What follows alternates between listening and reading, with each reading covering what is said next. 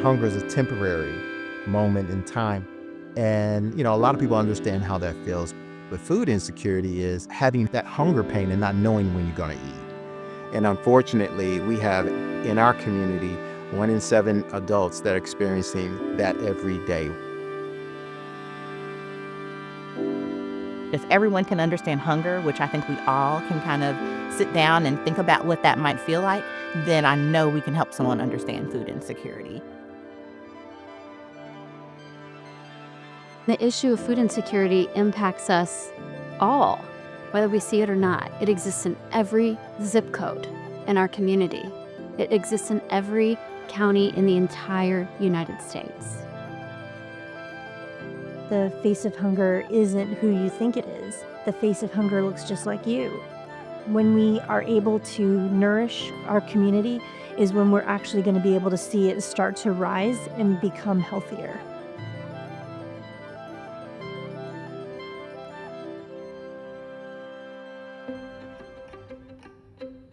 A food bank is much set up like if you've ever been to Costco's or Sam's warehouse with all the food that's stacked up. That's the way our warehouse looks. The food is deposited in the food bank and then we redistribute it through our partners. We have over 300 partners we serve in 13 counties, 5 in southern Indiana and 8 in Kentucky. So they will come to Dare to Care or we will deliver food to them where they in turn will disperse that food in the communities where our neighbors who are actually experiencing food insecurity can go.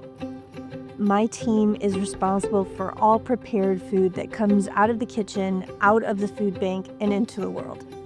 So what that might look like is a hot, fresh, healthy meal at places like Boys and Girls Clubs and community centers all across our network. Healthy meals that go out to daycare centers, frozen meals that go to food pantries, to senior high-rise buildings, or delivered to patient homes. For some of our programming, food is purchased. Other food, we're taking in donated product, and all of that food comes in through the same door. Once we get it in, then it's time to start breaking it apart, working on recipes one at a time or as a team, and then bringing it all together. You'll hear all of our teammates talk about the neighbor because it is one of those things that is universal. We think about how do we want someone to feel? How would we want to feel? And we'd want to be welcomed like we were a neighbor. If you want to see the impact close up, come to a mobile pantry. It's someone who got an unexpected diagnosis and is walking that journey and figuring out the next right thing. It's moms, it's dads, it's people who have just lost their jobs. It's people who have made good decisions and poor ones and are trying to turn their lives around. It's all of us.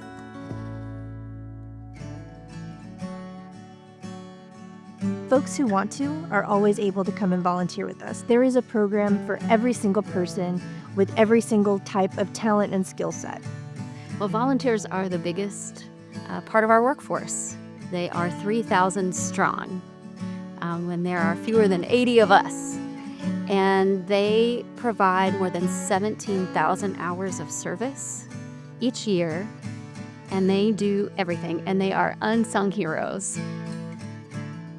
We have a vision where we can wake up one day and not have a need for the direct services that we provide through food access.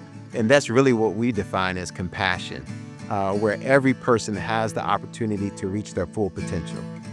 Food insecurity is one of those things where there are some measures of it. What we all remember is that these numbers represent what a person or a family and our community are actually going through day to day. It is really difficult for me to think about people in our community going hungry. I feel like I have the wherewithal and the ability, and therefore I have the obligation. If you're questioning yourself, is there something you can do? The answer is yes.